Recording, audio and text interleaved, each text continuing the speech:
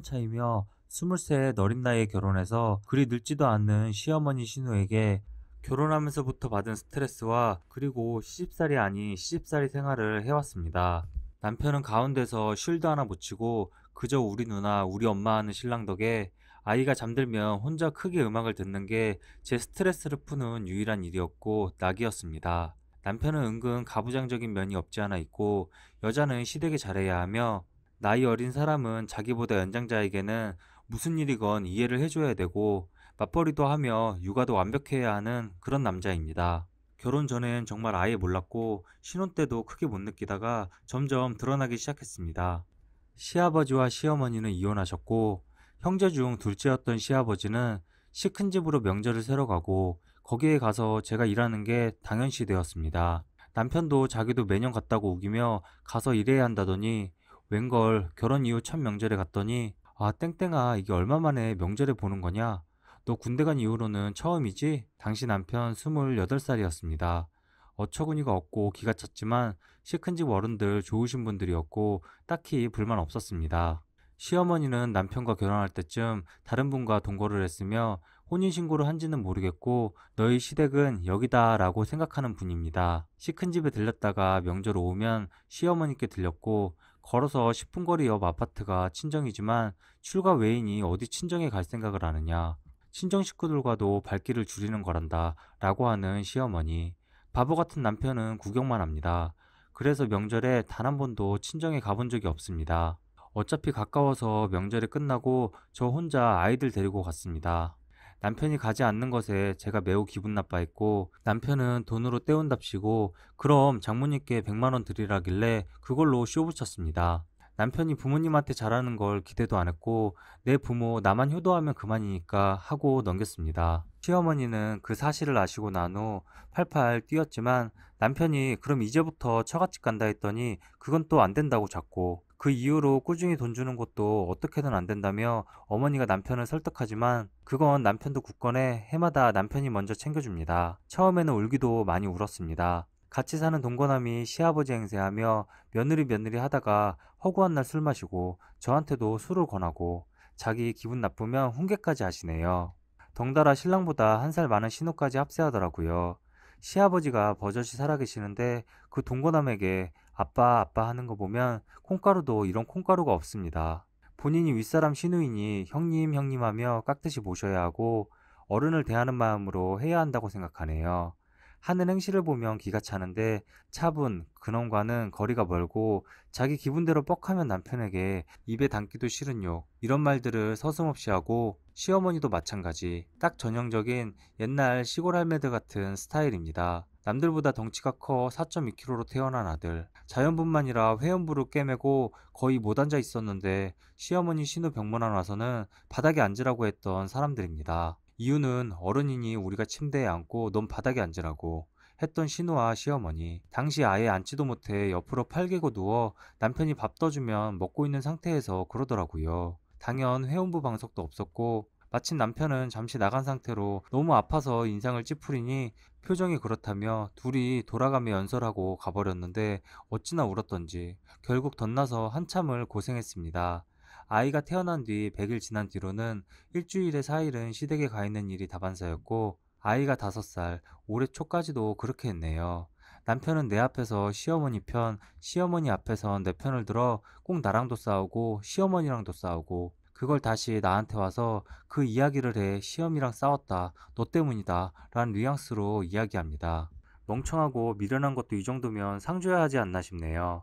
여튼 이런 비슷한 시어머니 신우의 갑질 이야기들은 여기저기 많이 있고 저도 크게 다를 바가 없네요. 친정엄마 속상할까봐 말도 못 꺼내고 혼자 벙어리 냉가슴 앓듯 그렇게 있다. 그러다 그 꼴통 신우가 작년 초에 결혼을 했습니다. 술 먹으면 개 쌍욕은 기본이고 자기가 실수해도 미안한 마음은 당연히 없고 사과도 안 하고 숨어버리는 신우. 그저 나이에 비해 여기저기 고쳐놔서 나쁘진 않았고 나이 좀 있는 남자가 덥석 물었습니다.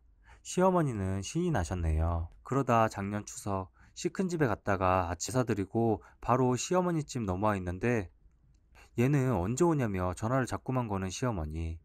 저녁이 돼도 연락 없던 신우가 전화가 왔습니다. 고모부? 고모부라고 불러야 할까요? 신우의 남편 호칭을 잘 모르고 뭐라 불러야 하는지 물어보니 다들 모르고 그래서 그냥 고모부라고 부르랍니다. 집안이 제사가 많고 장손에 뭐 그런 집안이라고 하네요. 일도 많은데다가 며느리라고는 딱 하나 신우뿐이라 명절 당일이 지나가도 친척 어른들이 계속 많이 오셔서 갈 수가 없다고 하는 신우. 시어머니는 난리 났고 어디 그래도 친정을 안 보내냐. 너는 귀한 집 자식 아니라니? 라며 어쩌고 저쩌고 내가 앞에 있는데 말도 잘하더라고요. 그냥 빤히 쳐다봤습니다. 어찌나 꼬시던지 비집고 나오는 웃음을 참기가 힘들어 방으로 들어가 숨죽여 웃고 나왔더랬죠. 결국 추석 명절이 다 지나도록 신우는 오지 못했고 올해 설날도 마찬가지였습니다. 작년 추석 이후 남편과 아이 데리고 시어머니 집에 가면 시어머니는 궁시렁대며 신우가 잘 오지도 못한다며 애가 타듯이 말을 하시는데 그때 제가 여자는 결혼하면 출가 외인인데 어디로 올 생각을 해요. 어머니가 말씀하신 거고 형님도 그렇게 생각했는데 딸이 결혼하고 본인이 겪어보니 마음이 달라지나 봐요.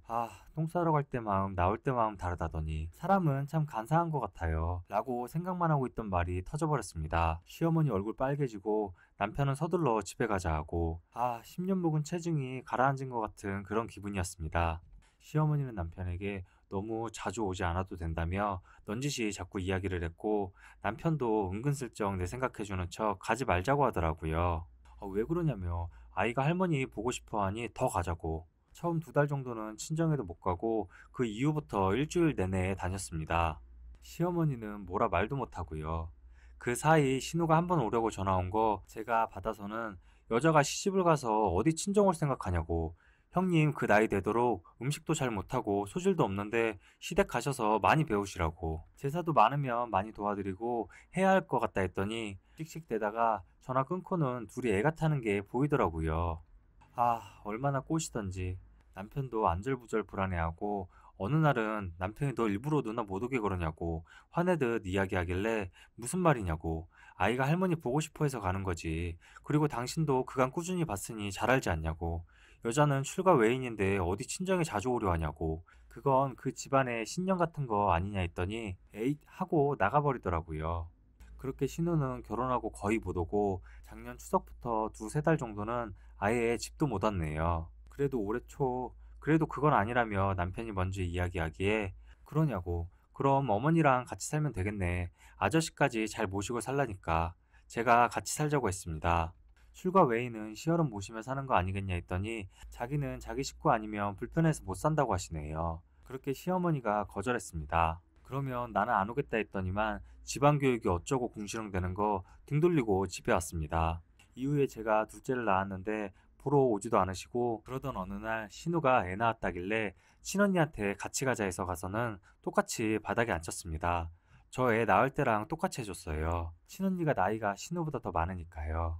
신우는 회원부 방석이 있어 거기에 앉긴 했는데 그래도 힘든지 비스듬히 앉았길래 형님 똑바로 앉으세요. 윗사람 계신데 예의가 아니에요. 하고는 똑바로 세워 앉혔습니다. 나중에 시어머니가 남편한테 지랄지랄 전화가 왔는데 남편이 땡땡이도 그때 엄마가 그래서 얼마나 고생한 줄 아냐며 뭐라 하고 나한테도 뭐라 하긴 했지만 근데 기분이 너무 좋아 죽을 것 같더라고요. 결혼 내내 이날만 기다렸는데 이렇게 좋을 줄이야.